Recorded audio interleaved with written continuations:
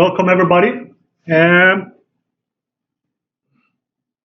this will be like a small tutorial on inertial and magnetic field sensor arrays. And I will try to illustrate to you some of the capabilities that you can get by having arrays of sensors, small sheet sensors. But also point out some of the research challenges related to this. So in 2005, when I started as a PhD student, Analog Devices just released some of the first accelerometers. So you could get a single axis accelerometer in a small package, but it was still quite costly. Costed about $40, $50. And if you wanted to build an inertial measurement unit, that's a sensor that can measure acceleration and rotations in 3 dimensions, you had to build something yourself from these sensors. And it got quite bulky and didn't work very well. You couldn't use it for very much. But quite soon, Analog Devices released a single package inertial measurement unit. It was quite small, quite costly, $800, but still quite low cost considering it was a type of inertial measurement unit. And you could start building navigation systems using these sensors. But the development kept on going quite quickly, and today you can get these single chip inertial measurement units. They cost less than $1, and you can actually use them quite a lot. Most of you have one with you in your smartphone, and you can use it for motion recognition, etc., and also some simpler navigation tasks. So what we can see is the development of these sensors have moved quite quickly to becoming smaller. And if you look at some statistics, you can see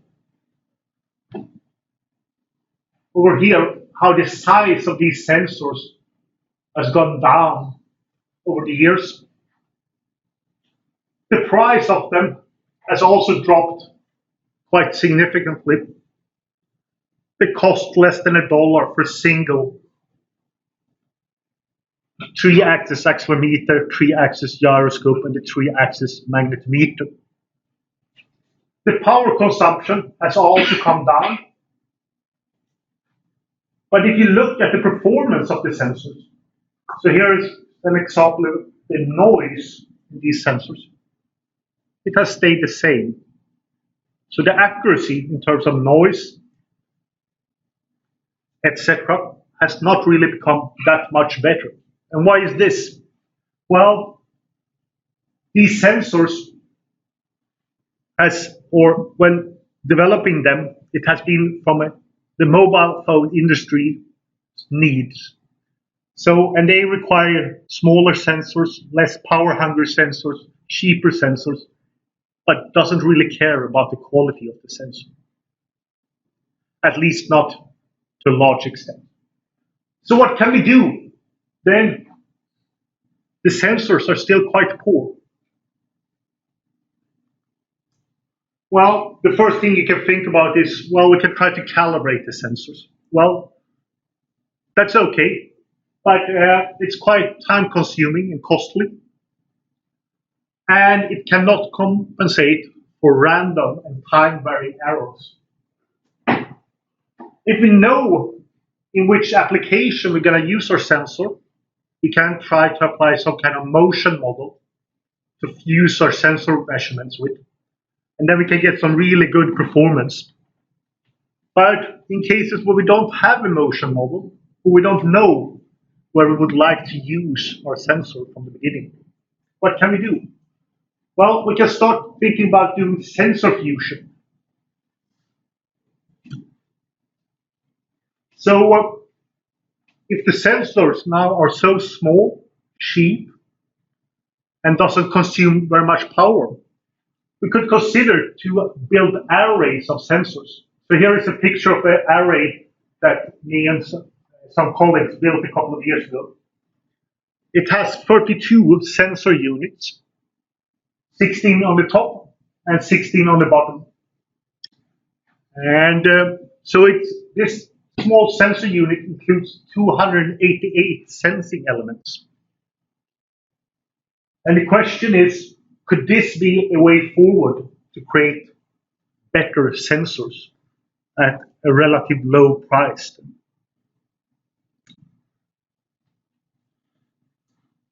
So what can we do when we have this many sensors?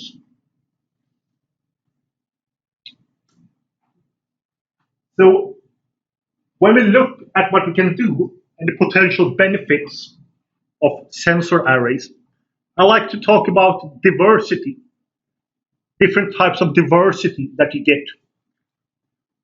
And you get stochastic diversity, component diversity, temporal diversity, and spatial diversity.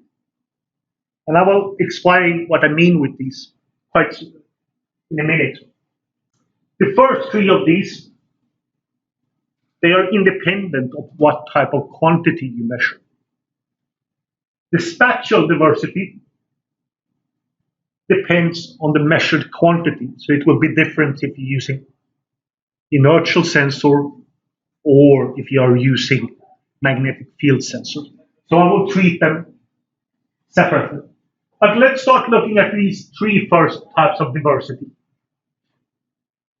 classes. So using the stochastic diversity, that the errors in the different sensors will be hopefully quite uncorrelated or independent of each other. Then we can treat them as stochastic quantities, stochastic errors, and we can try to average them out. So here's an example. I measured the angular rate of this sensor, of the array you saw on the previous picture, and the error. So we have a scaling error in the output of the gyroscopes in these sensor arrays. They are quite big. We're talking about 5%. But as you see, they're quite randomly distributed. So if I take the average of these, I will be doing quite well. The same thing goes, you can see here in the Allen variance plot. So the Allen variance is a way to measure the noise levels in an inertial sensor. And here we have the noise level from the single sensor units. And here we have the averaged units. And you can see we get quite good Allen variance values. This actually indicates that you should almost be able to sense the Earth rotation with an array like this. So the Earth is rotating with respect to inertial space, and we should be able to measure that with a sensor array like this. And indeed, I did a small experiment. I just took my array, built some Lego just for fun, and you rotate it 180 degrees and collect measurements. And by doing that, looking at the change in measured or average value in each rotation, you can estimate the Earth rotation rate. And as you can see, we estimate the Earth rotation rate to about 15 degrees per hour, which is the true value. So what does this mean? Well, if we can measure the Earth rotation rate, we can also do gyrocompassing with an array like this. So we can determine the direction to north without having a magnet field. So that's very important if you do indoor navigation, for example.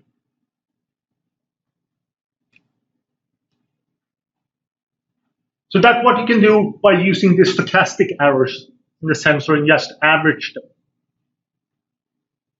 Of course, with several sensors, you get a higher reliability in terms of sensor failures. If some sensor fails, you can detect that and isolate that and remove that from the rest of the system and continue using the system. And how well you can do that depends on the geometry of the sensors, etc. I will not go into details on that. There's a big or large volume of literature about fault detection in sensor arrays.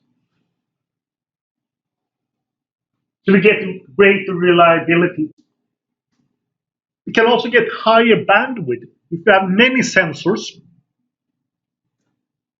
and we interleave the sampling of them. So we first sample sensor 1, slightly later we sample sensor 2, then sensor 3, and sensor 4, etc. We can combine their measurements and create a system with a apparent higher sampling rate. So if the sensor has sufficiently high bandwidth, we get, or analog bandwidth, we get the system with a higher bandwidth as well. And this is really important in biomedical applications, where you have really quick dynamics, or if you put your sensors on the shoes, or something like that, and you would like to track somebody that's walking. When you hit the ground, you will have really high dynamics. Of course, if you do interleaving, you cannot reduce the noise levels because you can't average your sensor measurements.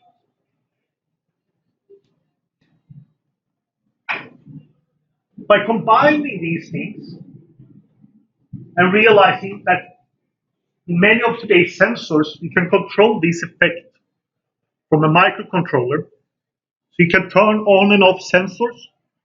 You can change their dynamic range digitally. You can control their sampling, etc.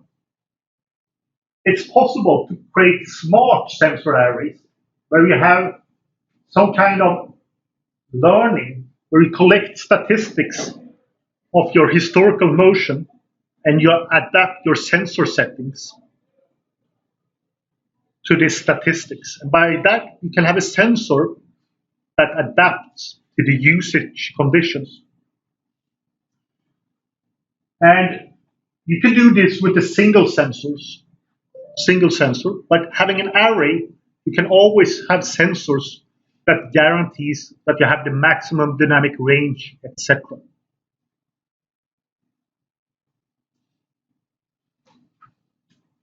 So that was about the basic capabilities you get from the stochastic component and temporal diversity. But the really interesting thing comes from the spatial diversity. So what do I mean with that? Well, if you look at an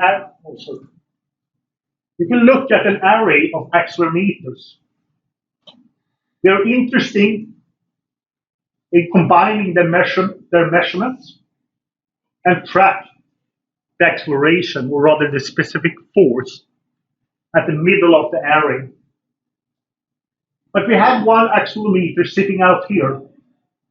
So what will happen is when the array starts rotating, we will get a component from the centrifugal force and one from the Euler force. So the measurement from this sensor will not only include the acceleration of the array, but also information about the rotation and angular rotation rate of the array. And here you can see an example. This is the output from the array that I showed in the beginning, from the accelerometers, when I rotate it like this by hand. You can see the outputs. The blue axis corresponds to the x-axis, I think, or z-axis, and the red are the y-axis and the green x-axis. And you can see they're quite different, even though the sensitivity axis points in the same direction. And this difference between the different sensors are caused because they are not, or comes from that the sensors are not placed at the same, or they are spread out over the area. That they are different locations. So what can we do with this? Well, of course, we can try to use this information that we get from the accelerometers about the rotation of the array to improve our angular rate measurements. So here's an example. We have an array with 4 accelerometers and 4 gyroscopes placed in a square like this. If we measure the angular rotation rate using only the gyroscopes, we take the average of the gyroscope, we get an accuracy like this, the base level. But if we start using the information from the accelerometers as well to track our rotation rate, we get an accuracy that looks like this. The faster we rotate, the more accurately we can determine the angular rate. So we get extra information from our accelerometers about the rotation rate if we do the information fusion properly. Another thing we can do is, as in this example, so in biomedical applications, if you throw a ball or something like that, and you measure how quickly you rotate your hand, you get really high rotation rates. So this is the output from the gyroscopes. We can see that the y-axis gyroscope saturates at several points. It saturates at 2000 degrees per second. So we can't really measure the angular rate throughout the full motion. But if we look at accelerometer measurements, you have these differences in accelerometer measurements caused by the rotation of the array. And if we use that, we can reconstruct the angular rotation rate even when the gyroscopes have saturated. We can track it here. So what this means is that if we have an array with gyroscopes and accelerometers, and we fuse the information from them, we can get an angular rate sensor that has a much higher dynamic range than the gyroscopes in the array. So we can measure higher angular rates by fusing the information from the sensors in the array.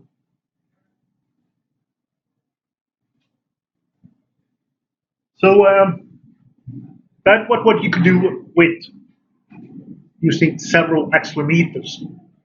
What can you do if you have several magnetometers?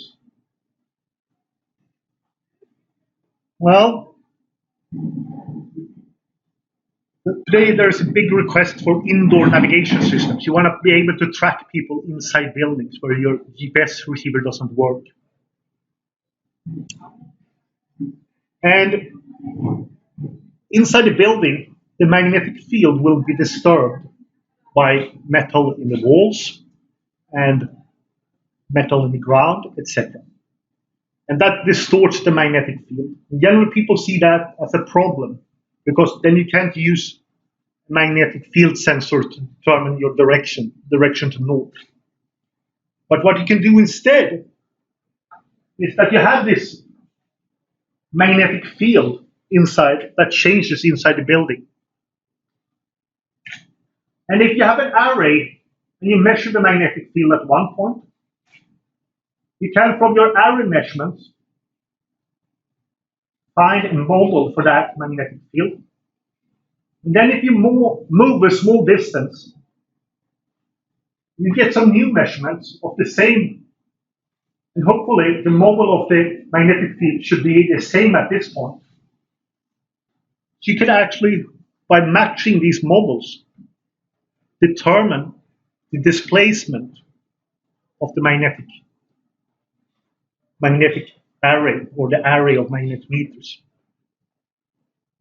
And you can see that through this differential equation that describes how the change of magnetic field depends on the rotation of the array and the spatial direction or gradient of the magnetic field times the speed of the array. So that means that with an array of magnetometers, in the magnetic field that varies, you get a speed sensor. And this is very useful for indoor navigation. So here's an example. I took my array, I placed it on the ground, now moved it 5 centimeters, then I moved it another 5 centimeters, etc. And this is an example of the measured magnetic field. And by locally applying a polynomial model and matching that to the magnetic field measured at the next distance or next after the next movement, I could estimate my displacement. And here is a histogram of how accurate I could estimate my displacement. So it's quite reasonable to estimate your movements inside the building just using the disturbances in the magnetic field.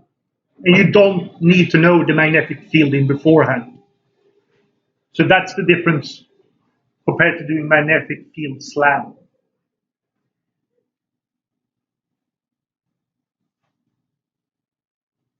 So I talked about the capabilities that you can get with these arrays. But what are the challenges and the practical problems? First of all, there are some fundamental requirements on the array relating to how many sensors you need in the array and how they should be placed in the array. So for these inertial sensor arrays, you will need at least three axis accelerometers that spans a two-dimensional space in order to be able to do this reconstruction of the angular velocity. And still, you will never be able to tell the sign of the rotation. For that, you will need the gyroscopes. With the magnetic field sensors, you will need at least 6 magnetometer triads in a planar array in order to be able to track the motion in 3 dimensions as well.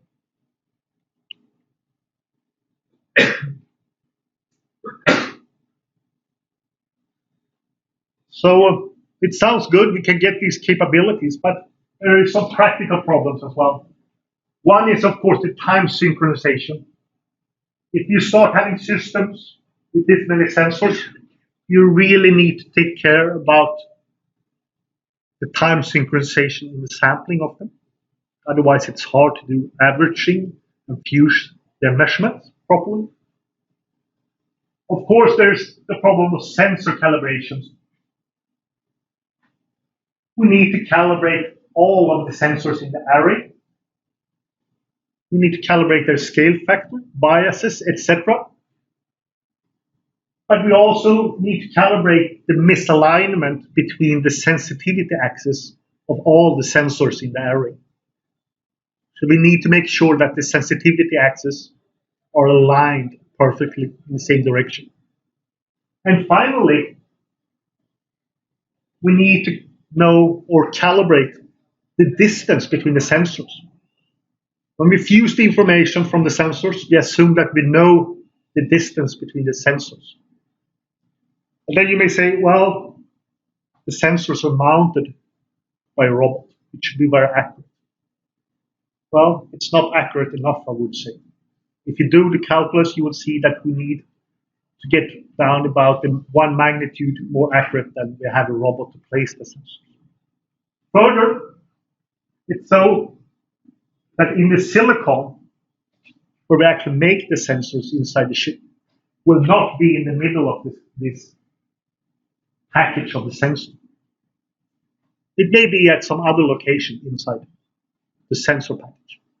And the sensor manufacturer don't want to tell us that. So if you build a sensor array like this, you will need to calibrate or estimate the distance between the sensors by some methods. And there are methods out there to do that. And I currently have one PhD student looking at how to do this calibration on the fly as well.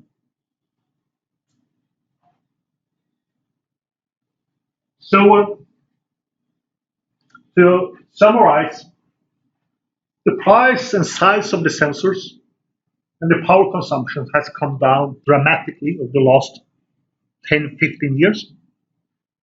Unfortunately, the measurement accuracy is not good enough for many applications, especially navigation applications. But what we can do then is try to adapt some kind of wisdom of the crowd approach. So we take many sensors and we try to fuse the measurements in order to get a high performance sensor at a reasonable price. And by doing that, we can also get new measurement capabilities. So we get extended measurement range. We can track movements in the magnetic field, etc. And by using that, we can change the behavior of the different sensors in the array, combined with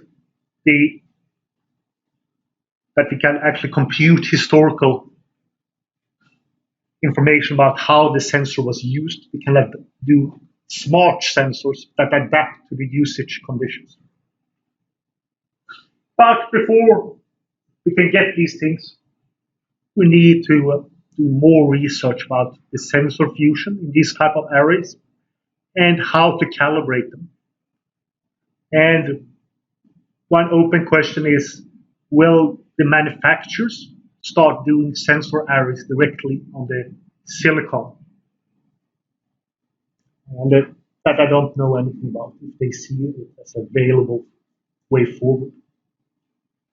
So thanks for listening. I'm glad for questions. And after the session, I will give you a small demo of one of these arrays that I brought with me. So those of you that want to see some of the things you can do with the array, please stay after the session. Thank you.